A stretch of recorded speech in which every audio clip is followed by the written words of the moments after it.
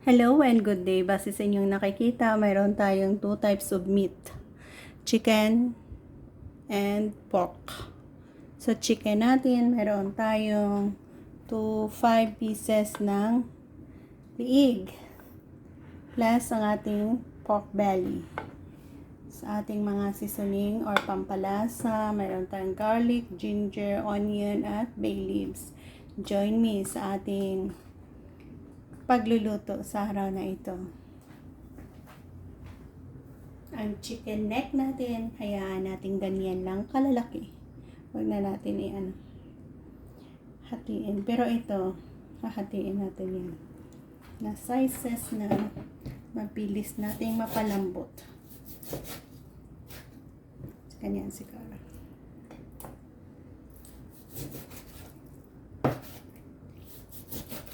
Para sabay-sabay silang maluto mamaya.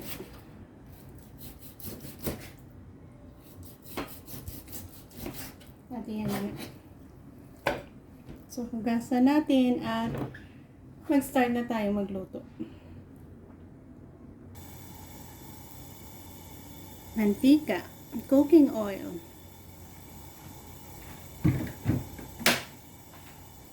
Unahin natin i-fry or ipa-brown ang ating baboy. 1, 2, 3, 4, 5, 6, 7, 8, 9. Oh, 10 pieces din pala. Plus 6 pieces ng ating liig.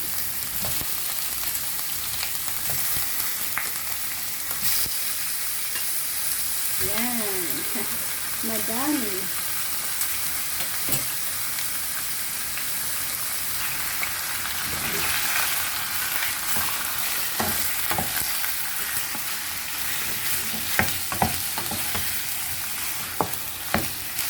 Masarap papakin yung liig. Hindi pa luto, nag-iimad sila.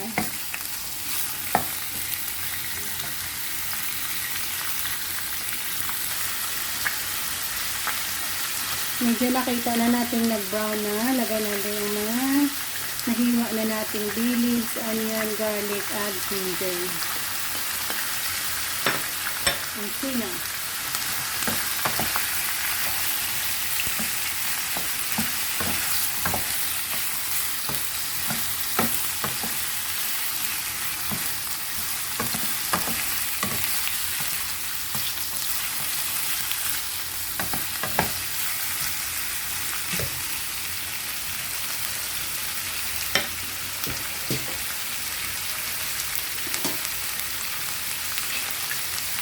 Lagyan natin ng black pepper.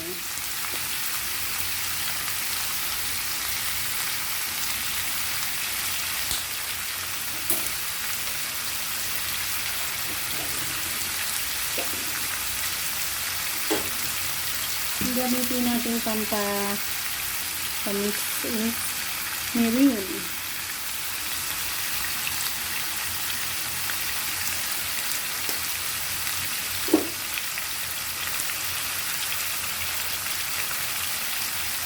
Black soy sauce.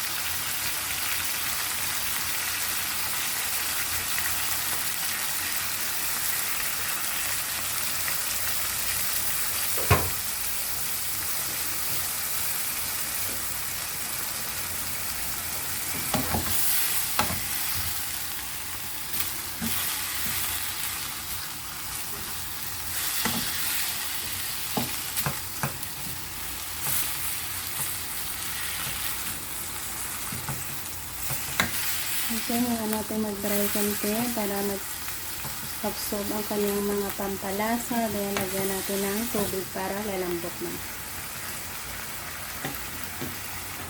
So, habang pinapalambot or pinapadry natin dyan konti ang ating baboy at manok, mayroon tayong another partner dyan.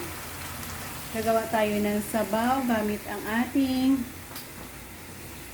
salmon, miso, tofu, plus ang ating spinach vegetables. Pero tayo na sabaw. Kumukulong tubig, lagay natin ang ating miso.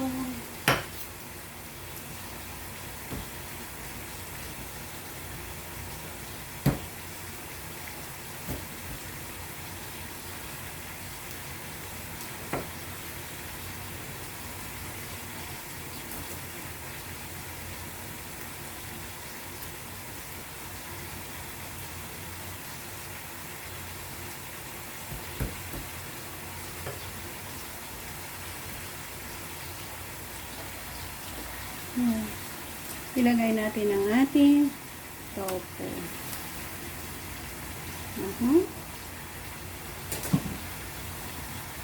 Hayaan natin kumulo muna dyan hanggang sa maluto sila. Ang ating miso pala, ganyan siya. Kumuha tayo para idaliyot muna dyan. Para hindi bumuo-buo pag nilagay na natin sa ating kumukulong sabaw dyan.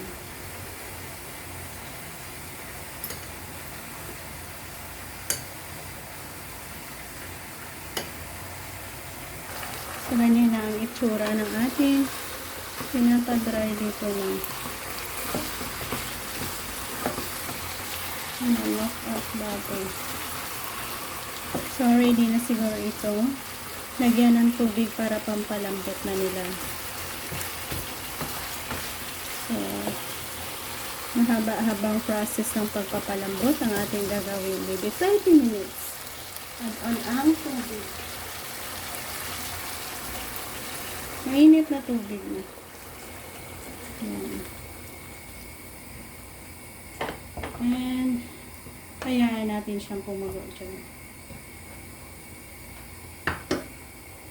So, ayan. Nakita na natin na luto na sila. Lagay natin ang ating pagbalik kulo, i-off na natin. Ito ay miso paste.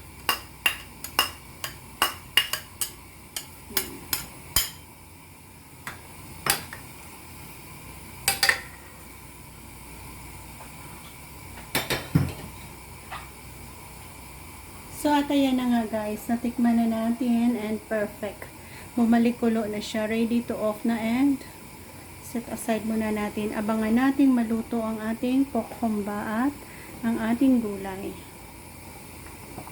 Partner din sa ating kakainin, panggit natin sa ating kokomba, red skin tofu na ito. Ayan, nagpa-fry tayo dito ng 2 roll and 3 sheets. So, ayan, naluto na natin.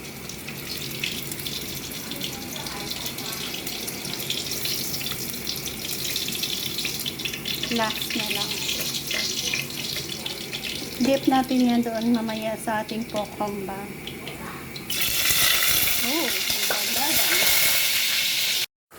so, ayan. Nandito na tayo sa masarap at sakto lang. Tignan natin. Sauce.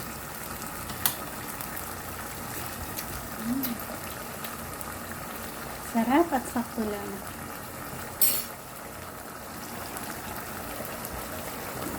So, ito na natin yan.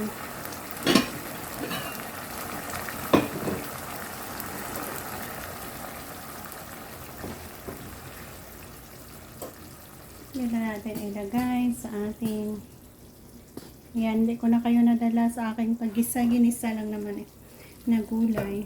Yan. Ganda na.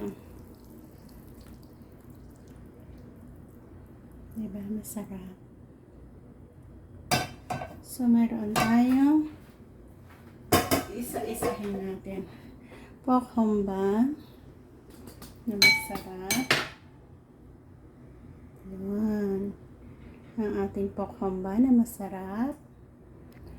With, dip in natin yung ating yan. Kakat natin yan. Para masarap. Kakat natin siya ng kanyang sizes. Yan ay i-dip natin doon sa sauce ng ating humba. Pork humba. Yan. So, ano pa ba? So, ito na ang ating set of meal na ginawa. At napakasarap na din naman. Madami pala tayong ginawa. We have vegetables na ginisa lang yan. Ang ating sabaw na isda at mayroong tofu plus ang ating pork humba. So, yan ang ating masarap at masaganang pagkain na pagsalu-saluhan na naman. Thank you for joining me. And bye-bye.